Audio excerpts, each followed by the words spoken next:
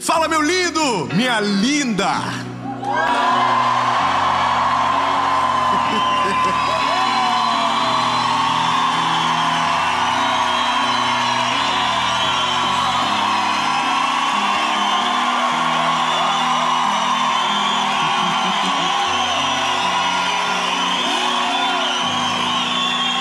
Ah, meu Deus. Minha pressão quase baixou. São Paulo, bebê. Estamos em São Paulo. E essa é... E não foi nada combinado aqui. Os irmãos são... É porque nós estamos muito felizes. Porque sabemos que cada palavra da série Oásis vai ser uma resposta de Deus para você. Então, abra o seu coração. O tema dessa mensagem, eu tenho certeza que vai impactar a sua vida. Eu só quero, antes de qualquer coisa, só para...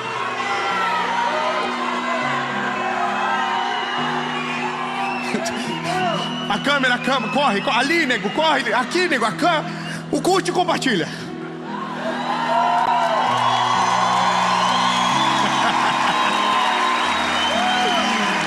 Aí, curte e compartilha, inscreve no canal, manda o vídeo, nem que seja uma indireta para alguém, ativa o sininho. Aquele grupo de política que dando maior guerra, manda uma mensagem no nada.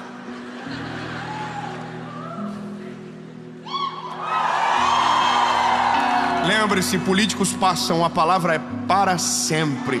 Então, amém? Ai, vontade de falar. É que tem tanta gente perdendo amigo, família, relacionamentos por conta de algo passageiro. Ai, Jesus, um outro dia a gente briga nesse assunto. Enquanto isso, eu acredito que você já deve ter curtido, compartilhado, comentado. Top, e vamos para o vídeo.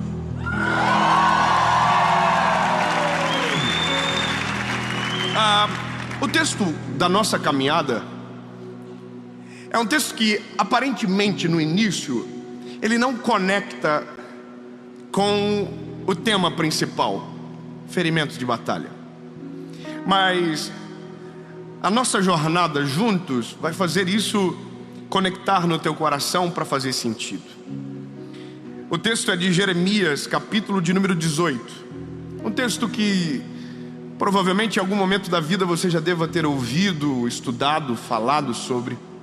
E eu quero ler algo rápido, que é só o começo, dizendo: a palavra do Senhor veio a Jeremias dizendo: levanta-te e desce à casa do oleiro, e lá te farei ouvir as minhas palavras.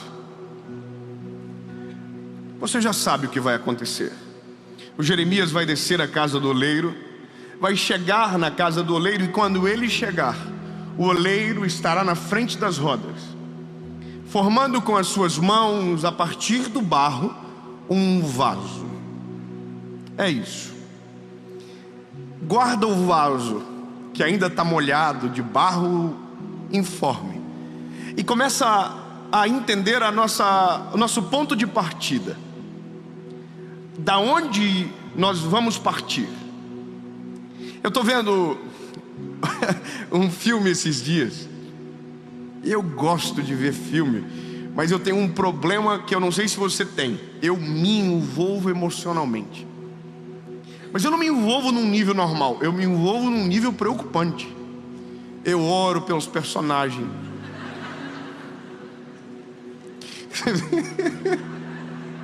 Eu sonho com os personagens. Os personagens fazem parte da minha família no outro dia. E quando morre alguém, eu sinto a dor do luto. Estou falando verdade.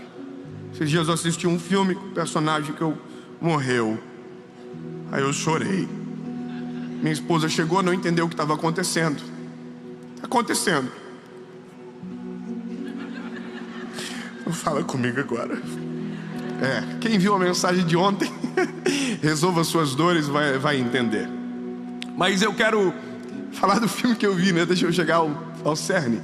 Eu vi um filme de um ator, você já deve ter visto ele alguma vez, o Steven Seagal. Rapaz, pensa um homem bom de briga. E ele é tão bom de briga que ele não apanha. Irmão, ele só dá ali. E ele bate de mão aberta. Aí o cabra vem, maior que ele... Aí o cara... E você fala, que é isso, irmão? Chega uma hora do filme que você está começando a torcer. Tomara que ele leve um cacete também. Porque é impossível você entrar numa guerra, numa batalha, e sair de maquiagem, bebê. É impossível você entrar numa confusão chamado vida e pensar que não vai ter nenhuma cicatriz e que vai dar tudo certo para sempre. Irmão, só dá certo no filme do Steven Seagal. Os filmes que eu curto é o do Van Damme. Só referência antiga. Os irmãos da década de 90 já sabem o que eu estou falando. Ou não, me preocupei um pouco agora. Esse irmão apanha o filme inteiro. Dá dó do miserável. Apanha, apanha, apanha. E quando pensa, morreu, ele faz assim, ó. Levanta, olha nos olhos do adversário, dá-lhe um soco. E o adversário morre. Bom, isso também não é real. Não é assim que a vida funciona. A vida, na verdade, ela é muito mais complexa. E o que a gente precisa entender é que, se queremos viver algo de Deus, se queremos viver o plano de Deus sobre nós, em nós, nós vamos precisar aceitar que em vários momentos não será do jeito que a gente deseja. Que em vários momentos nós vamos perder completamente o controle. E as provações serão parte da nossa rotina. E eu digo isso para você porque em uma geração onde o conflito está cada vez mais difícil, porque não sei se você percebe, mas a gente está perdendo um pouco a manha de resolver os conflitos da vida, de resolver problema. A gente maximiza tudo, dá um monte de BO nas nossas emoções, a gente paralisa e não consegue. Bom, se você continuar dessa maneira, a tendência de você viver uma vida medíocre sem resultados na presença de Deus é muito grande. Porque o segredo é entrar no conflito e aprender a resolver no conflito. Aprender na guerra. Tudo isso que eu estou falando para você é partindo de um princípio que o Senhor ministrou no meu coração depois de muito tempo para aprender. Muito tempo. Foi quando eu entendi que todos os meus amigos, grave, eu não estou falando sem um dado claro, não, todos os meus amigos que vivem uma vida extraordinária hoje, debaixo da veste, estão carregados de cicatrizes. Todo mundo que vive algo extraordinário, que vive um plano de Deus, hoje carregam consigo marcas de dor, humilhação, vergonha. E todos, quando falam das vergonhas que passaram, das humilhações que viveram, não falam com luto, não falam com dor. Pelo contrário, é difícil aprender isso, mas agora eu estou começando a ficar bom nesse negócio. Quando essas pessoas que vivem algo extraordinário contam as suas histórias, tem um sorriso no rosto, tem um brilho no olhar, e quando o testemunho vem afora, você não quer viver a dor dele, mas quer viver o que ele está vivendo. Porque nós olhamos para alguém que Deus está usando e a gente não tem noção de todas as dores e processos que aquela pessoa viveu para chegar onde está. Então a gente olha e diz, uau, eu queria viver igual. Aí Deus diz, quer? Tem certeza? Aí você faz assim, sobe 2, tira 3, 4 vezes 5, 6, 7. Você faz a conta, olha as letrinhas miúdas do contrato e diz, não quero. Então basicamente a gente vive em um tempo onde muita gente paralisa, porque mesmo sabendo o que Deus quer e aonde o Senhor deseja o levar, o destino está bloqueado, paralisado, porque o processo para tanto, a pessoa não quer. E aí, lindo, eu, dentro de toda essa conversa que tive durante meses e ouvindo histórias, e conhecendo as pessoas e conhecendo homens e mulheres de Deus, eu entendi que ou eu pago o preço e deixo o Senhor moer em algum momento para poder posteriormente colher do fruto de um trabalho de forja do eterno, ou eu vou ser linear a vida inteira, sem testemunhos para que os meus filhos me ouçam e desejem viver a ousadia de coragem que o pai em algum momento enfrentou. Se eu perguntar para cada um, todo mundo tem a sua história. Mas, por exemplo, eu estou olhando aqui o pastor Adson, que é o pastor dessa igreja que nos recebe. O senhor ontem na nossa conversa falava do seu tempo de ministério. E eu acho brilhante essas conversas, eu gosto de ouvir porque eu sou um bebê. Eu comecei ontem, e aí quando eu vejo alguém dizendo: eu estou 20 anos falando de Jesus e vivendo o ministério, e o sorriso ainda está no rosto, a alegria ainda transparece, eu começo a entender que existe longevidade mesmo em ambientes de processo de dor e feridas profundas. Porque seja sincero, pastor, eu nem lhe apresentei aos visitantes, mas a gente faz isso já já. Mas para chegar agora aqui e estar nesse lugar, rápido, quantas histórias de humilhação o senhor tem para contar? É muita treta. E sabe, todo mundo que você vê em algum lugar de uma posição que está em destaque, o destaque é o resultado de milhares de dias de humilhação. E agora, compreendendo que é impossível sair de uma guerra sem uma marca, eu preciso aprender a aceitar as marcas e às vezes inclusive provocá-las. Um livro que li agora essa semana falava como que um diamante nasce, como que surge um diamante. E por isso que eu conectei com o texto que nós vamos entrar. O diamante nasce a partir de 3 fatores: pressão, calor e tempo. O diamante, por isso que eu olho para a Bíblia e eu falo que não pode. Como que alguém escreveu isso há tanto tempo, viveu isso há tanto tempo? E eu olho um estudo de agora e a história é a mesma: pressão, calor, tempo. Como pode? Bom, é que Deus não trabalha com coincidência. Ouvi uma frase esses dias que curti: Deus trabalha com cristocidência. É sempre Cristo controlando tudo, todas as histórias, e tudo fecha. Bom, um diamante que essencialmente é feito de carbono, cerca de 100 milhas para baixo da terra, precisa de 3 coisas para virar um diamante: pressão, calor, tempo. Tem gente que se ouvir uma dessas palavras já não gosta. Tem gente, por exemplo, que não gosta de esperar.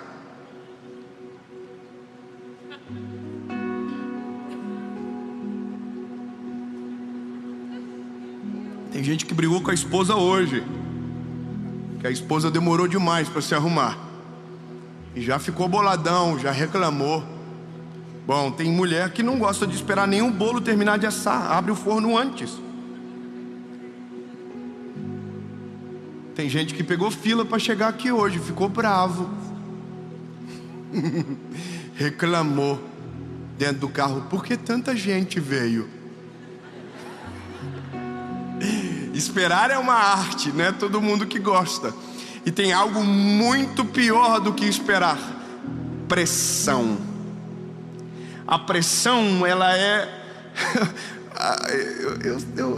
eu sei, porque eu tenho uma personalidadezinha difícil. Suportar a pressão é suportar as humilhações de um processo que me leva para um lugar aonde Deus quer.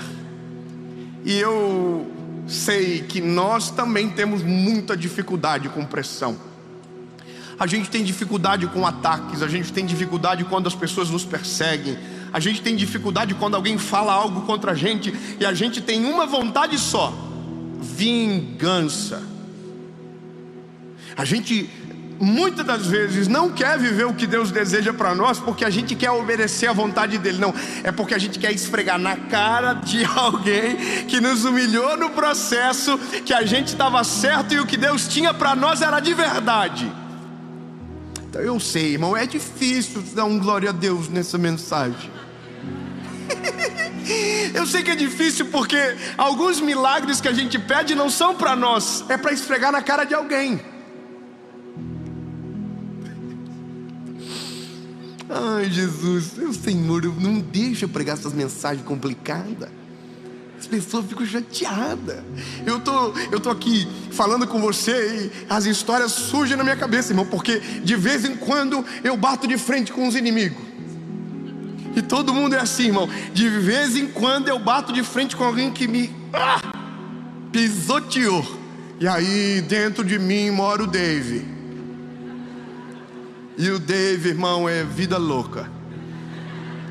O Dave, se mandasse, eu nunca ia estar aqui. O Dave, se governasse, eu ia viver brigando na internet, xingando os outros, mandando direct, ofendendo. Mas graças a Deus que o Dave vive perdendo as batalhas, e quem ganha é o dono dele, que o controla e governa.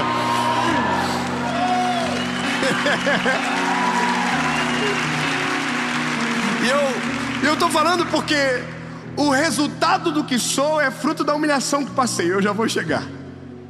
Porque eu confesso, dá algumas vontades. A gente é ser humano. Por exemplo, eu tô essa semana dei de cara com um irmão. Você consegue fingir que não conhece os outros? Você veio e fez: nossa, não conheço essa pessoa.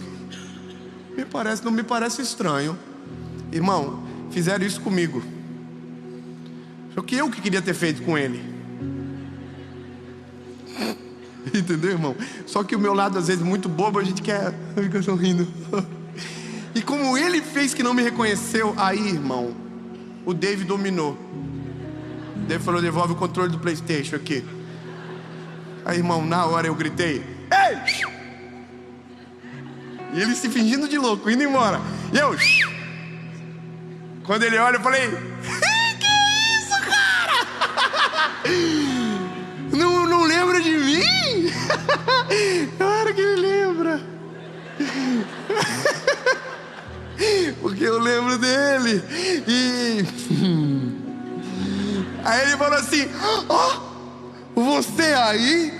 Ó. Aí eu falei: vem cá, rapaz, me dá um abraço. E aí o David dentro de mim diz: conta umas histórias boas.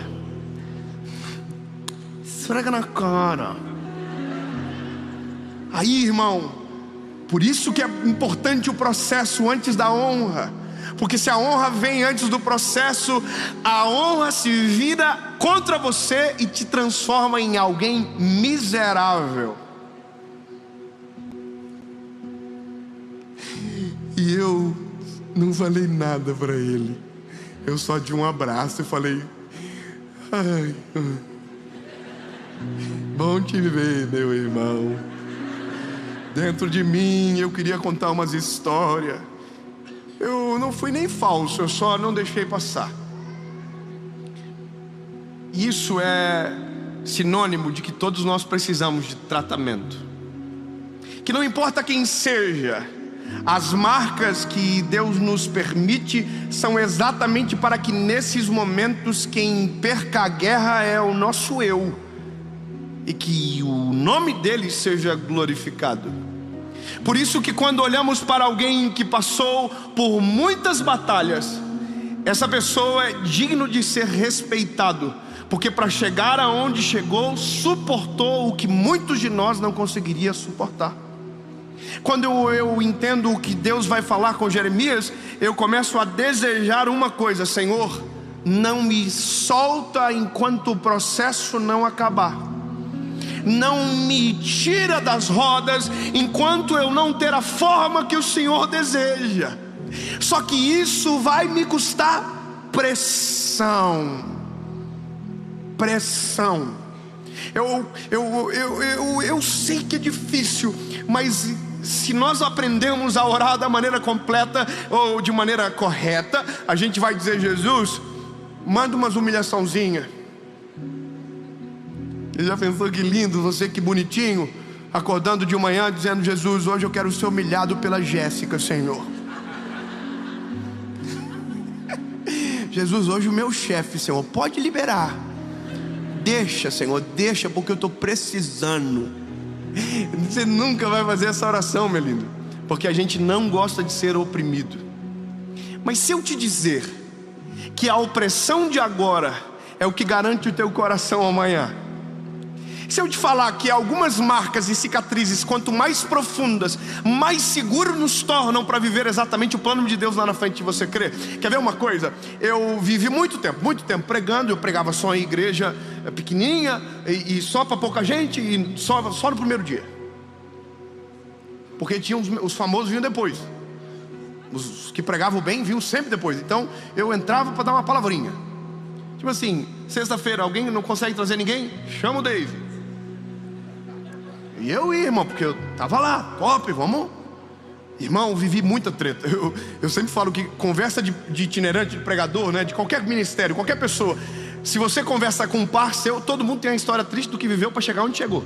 Então eu tenho as minhas histórias, você tem as suas, mas as minhas também são sinistras. Então eu me lembro de algumas coisas. Por exemplo, eu chegava na sexta-feira para pregar na igreja, tinha bem menos gente do que no sábado e domingo, porque era eu que ia pregar. E às vezes quem estava dirigindo aquele culto falava assim: irmãos, fiquem tranquilos, o melhor vinho é o do final.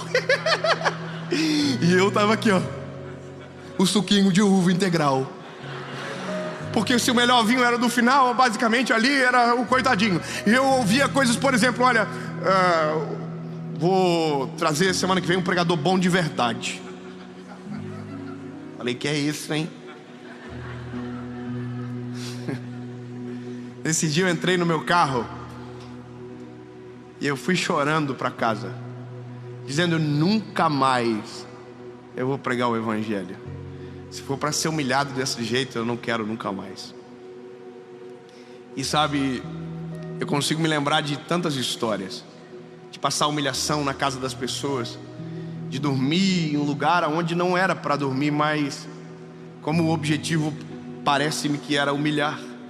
E sabe, todas as vezes que isso acontecia, eu dizia: Jesus, por que, Senhor? Por que comigo? Por que tanto BO? Por que tanta humilhação? Sabe, as pessoas não têm muita noção disso, porque vê agora. Então eu falo: nossa, que isso, que maneiro. Bebê, senta comigo, vamos revisitar as histórias. Vamos falar da kitnet. Vamos falar do carro que queimou o para-brisa e a minha esposa gata do jeito que é, com aquela cara de rica, com o guarda-chuva para fora do carro aqui, ó, tirando a água do guarda-chuva, e eu com medo dela brigar comigo. Ela falou assim: só vai, lindo, vai dar tudo certo.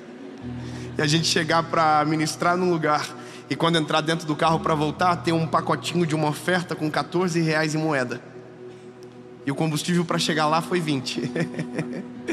Então faltava 6, né? E aí tinha um para-brisa que quebrou, mas era Uno, então era uns R$18. E tudo isso foi marcas necessárias. Quando Deus desce o Jeremias lá, ele começa a prestar atenção, e a Bíblia diz que as mãos do oleiro estão sobre o vaso, e de repente o vaso desmancha na mão do oleiro. E eu sei que muitos de nós aprendemos errado sobre isso. Nós aprendemos que o oleiro quebrou o vaso, mas aí a Bíblia diz que o vaso quebrou-se na mão do oleiro, porque o problema nunca é o oleiro, é a matéria-prima que o oleiro escolheu para trabalhar. A gente, não sei se você sabe disso, mas você é ruim de dar ódio.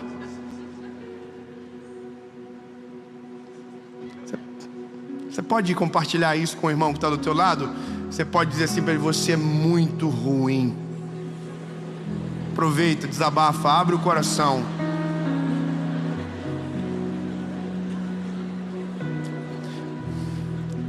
Mas fala para ele: mesmo assim, Deus olhou para você e enxergou aquilo que só Ele consegue enxergar.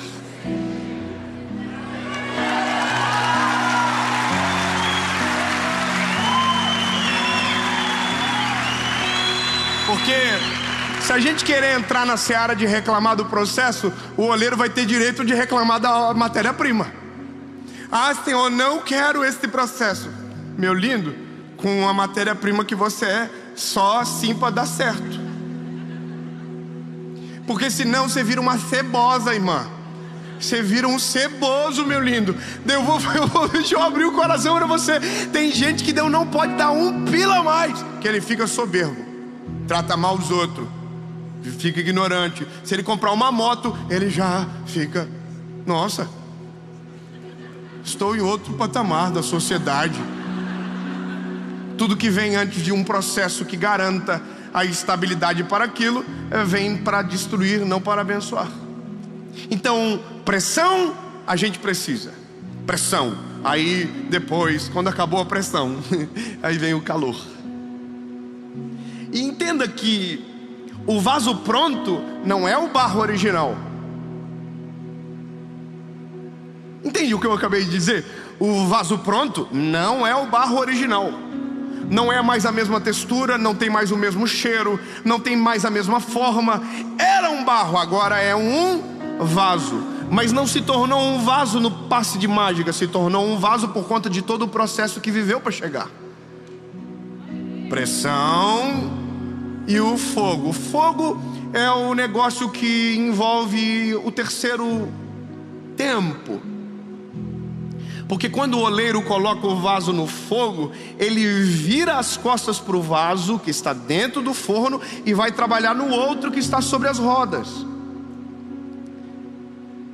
Seja sincero, você já se sentiu esquecido no forno? De olhar para todo o cenário que você já viveu e dizer: Jesus, o que está acontecendo? O Senhor só pode que o Senhor me esqueceu aqui dentro. Só pode, o Senhor está pegando fogo, o pau está torando, e parece que o Senhor não ouve a minha oração, o Senhor não olha para mim, o Senhor faz com todo mundo e não faz comigo, o Senhor levanta todo mundo e não me levanta, todo mundo melhora de vida, e eu estou na mesma funda aqui, e aí o fogo está assim, ó. E muitos de nós, nesse momento, abrimos o forno de dentro para fora, e corremos um sério risco de se tornar um vaso frágil, que não esperou o tempo e não aceitou o processo, e no primeiro embate da vida vai quebrar. Escute bem, lindo.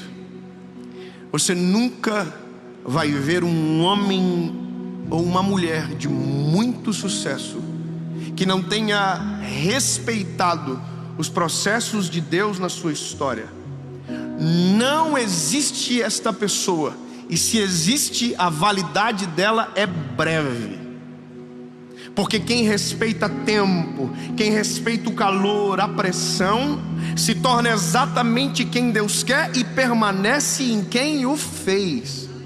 Quem se torna pela força do próprio braço aquilo que deseja, faz para si. E quem faz para si tem prazo de validade curto. O ego toma conta, o orgulho o domina, a presunção o absorve, e quando ele menos imagina, tudo que tem se vai, porque nunca foi dele, até porque ele não tinha habilitação para ter o que tinha. Eu conheço gente de todos os tipos, gente que prosperou da maneira correta, gente que prosperou da maneira errada. Talvez você sabe do que eu estou dizendo, mas você já viu que tem gente que prosperou com dinheiro que não é lícito, não tem felicidade no dinheiro que tem. Por quê? Porque não tem o processo correto, não tem o processo real. Você entende isso? Não tem o processo real. Se o processo não acontece, boicota tudo, o resultado, exatamente tudo. Eu preciso terminar. A Bíblia diz que o oleiro está terminando o vaso, coloca o vaso no forno, e agora a gente segue daqui. O vaso, quando fica pronto, quando o vaso fica pronto, a gente pode dizer que agora ele está preparado. E a pergunta é: preparado para quê? Ok, eu passei por um processo nas mãos de Deus, eu fui humilhado pela vida, passei processos, pressão, fogo, tempo, tudo. A pergunta é: para quê? E o para que errado revela que alguma coisa no processo não foi respeitado. Eu vou dizer, alguém diz aqui, para que os meus inimigos sejam envergonhados. Alguém aqui pode dizer, para que quem riu agora passe vergonha. Quando você olha a Ana, quando o filho dela, Samuel, nasce, a Bíblia diz que o que ela faz não é levar na casa de Penina e esfregar na cara de Penina. Não, o que ela faz é pegar um garoto depois de desmamar e levar no templo e consagrar ao Senhor. Então deixa eu gravar algo no teu coração para sempre. Todas as cicatrizes de uma batalha que você carrega não são para fazer você parecer mais forte do que o irmão que está do teu lado, mas para que você compreenda que o Deus de toda a eternidade olhou para você e ouviu algo que só Ele pode enxergar. As marcas são suas, mas a glória da vitória é dele. O vaso só serve para uma coisa, só para uma coisa. Sozinho ele não adorna, mas quando ele é preenchido, ele tem sentido para existir. Eu demorei muito para compreender isso, lindo. E como disse algumas vezes, algumas mensagens eu gostaria que tivesse me contado antes. Algumas palavras eu gostaria que alguém tivesse falado para mim. Porque as batalhas que lá atrás enfrentava, se soubesse do que Deus estava sendo, preparando, do que Deus estava, eu teria reações distintas.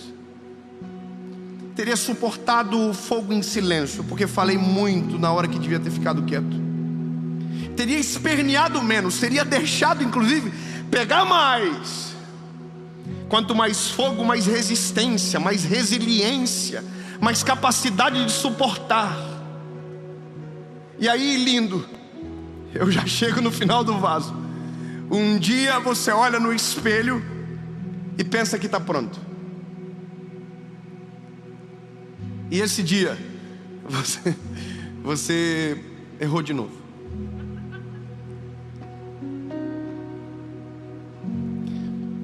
Porque o vaso fica pronto, mas o oleiro nunca para de trabalhar no vaso. Eu vou falar de novo isso, lindo. O vaso fica pronto, mas o oleiro nunca para de trabalhar no vaso. O vaso está trabalhando, dando certo, quando de repente o oleiro coloca a mão no vaso e diz, dá uma seguradinha, preciso retocar algo que eu consigo ver, e que se não mexer agora, vai te prejudicar lá na frente. E aí quando você pensava que estava tudo certo, que agora era só vento em popa, você está nas rodas de novo, nas mãos do oleiro. E o oleiro está tampando buraco em você, está fechando fendas de rachadura. E você diz, não, mas já tenho marcas o suficiente. Aí Deus diz, não, mas é que você não sabe que o que vem depois precisa de resistência ainda maior. Então, lindo, eu quero só que você compreenda um negócio. Todas as vezes que alguém falar sobre marcas e cicatrizes, diga, eu quero. 10 irmãos, tá bom, 10 irmãos querem, os outros dizem, não, férias. Disney, então lindo, se prepare, porque vai dar tudo certo com você. Só não vai acontecer nada maneiro, só vai ficar na marolinha. Agora, quando você entende que a cicatriz é necessária, você não precisa nem ser convocado para a guerra.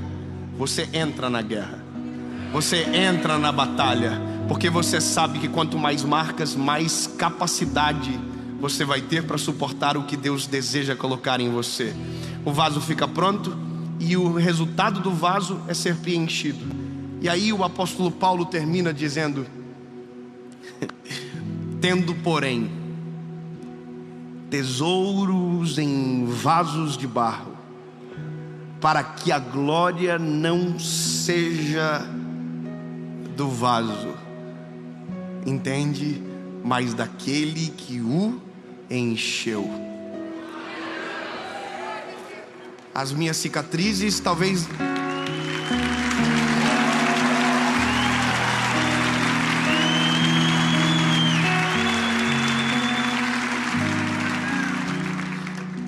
Algumas cicatrizes a gente nunca vai mostrar para ninguém, mas todas as vezes que a gente olhar, a gente vai lembrar o porquê e para quê.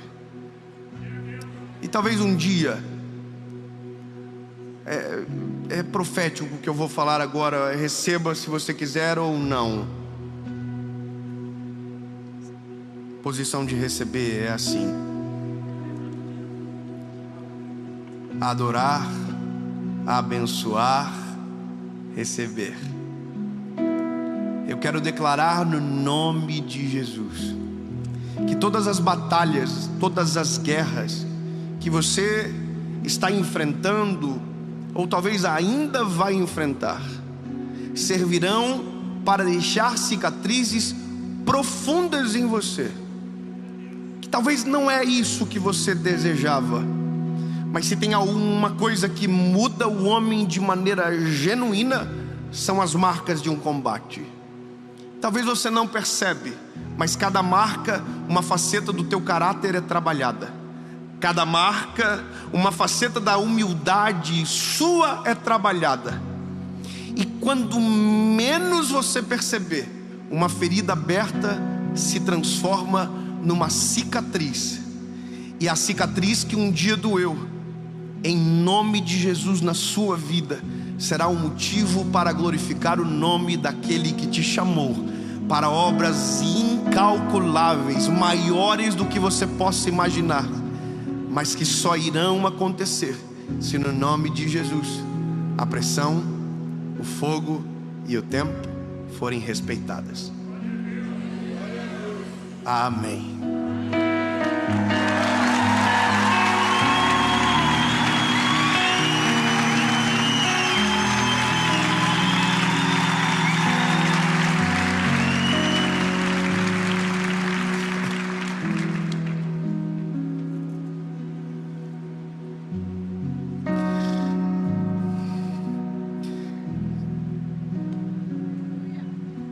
Jesus, obrigado, Senhor, porque o Senhor olha para nós e enxerga aquilo que somente você pode, e que não nos dispensa pela má qualidade da matéria-prima que somos.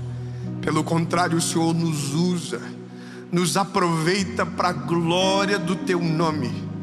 Mas entendemos, Senhor, que nada é tão simples como parece. Os processos são necessários. Os processos são obrigatórios para que então sejamos exatamente aqueles que o Senhor planejou.